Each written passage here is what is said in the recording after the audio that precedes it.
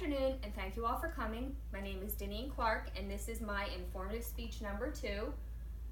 Today we have with us Sydney, Michaela, and Devin, and my cameraman Joe. Imagine if I took all of you into a classroom of 25 kids and lined them up. Would it be any surprise to you that 1 in 5 of each of those children would be categorized as being obese? In a world of the 2-income family and kids' schedules, is it any wonder that according to the Center of Disease Control, that the percentage of children and adolescents affected by obesity has more than tripled since the 1970s? But what if there was a way to change this statistic? What if there was a fun way that we could help kids have a balanced diet while increasing their self-esteem and developing math and reading skills all at the same time?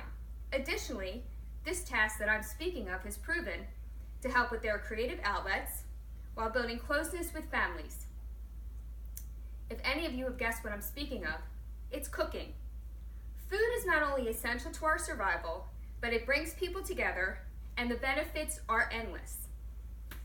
In June of 2011, the food pyramid was changed to My Plate. It was during the Obama administration, and they believed that showing kids a rainbow of foods to eat would encourage them to want to eat a healthier diet. Because who wouldn't want to eat something that was fun and looked like a rainbow? You could have your bananas, your grapes, your vegetables, and every day just choose from a variety of healthy foods that were not only quick, but easy. And as Michelle Obama said, parents don't have time to be measuring their children's foods. They don't have time to be picking out specific vegetables, but we do have the time to look at the plates of our children and see what they are putting into their mouths. It's great to open up a dialogue with our family and talk to our children about the difference between whole foods and processed foods and what the difference is in how these things affect their bodies. When children are encouraged to taste foods and prepare foods, they're more likely to want to eat them, and they're more likely to make better choices as they grow older. As children become more aware of grabbing a healthy snack, their health will automatically improve, and they will then become a healthier weight and want to continue with their successes. Children who prepare foods have been shown to live a healthier, lifelong eating habit. Cooking is empowering, and simply making snacks for yourself and for your friends can make a child feel good about themselves. And kids who prepare their foods are more likely to want to share it with family and friends.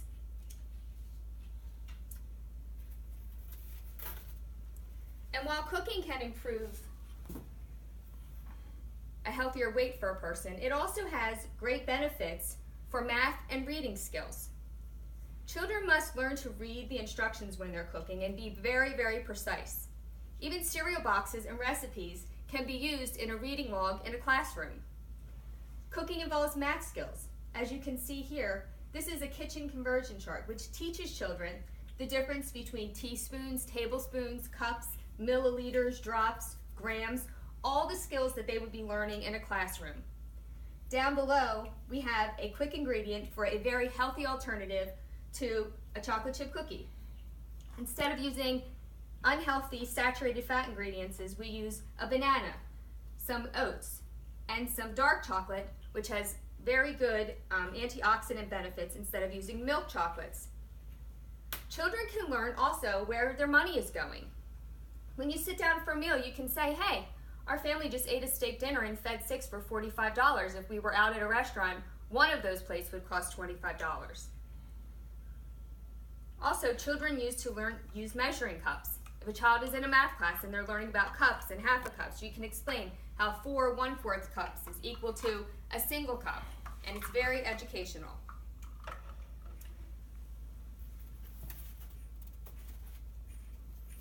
Cooking together in the kitchen can also open up the lines of communication.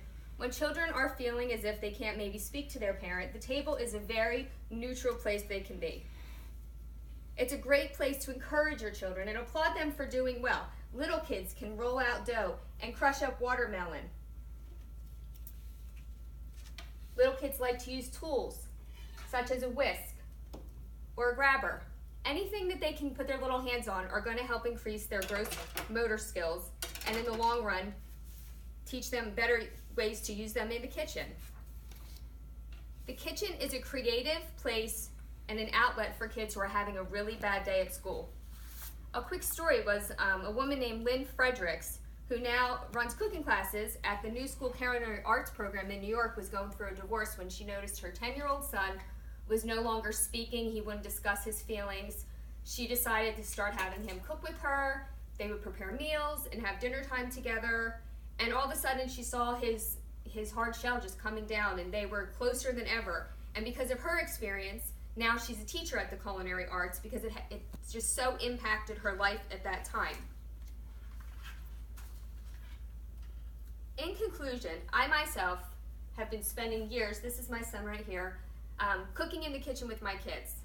They love to do anything from cookies to salads, and now that my children are older, they will grill. We spend numerous hours sitting outside in the summertime talking about, we like to call it table talk. We eat meal and then we sit there, and we've had some of the best conversations we ever could have just from communicating over food. Although maintaining a healthy body weight is beneficial to learning about food, there are many other things that we learn in the kitchen. When children learn to explore with food, they gain an appreciation from where their food comes from. It helps them to be creative with food, and they have to utilize patience and follow recipes to be successful.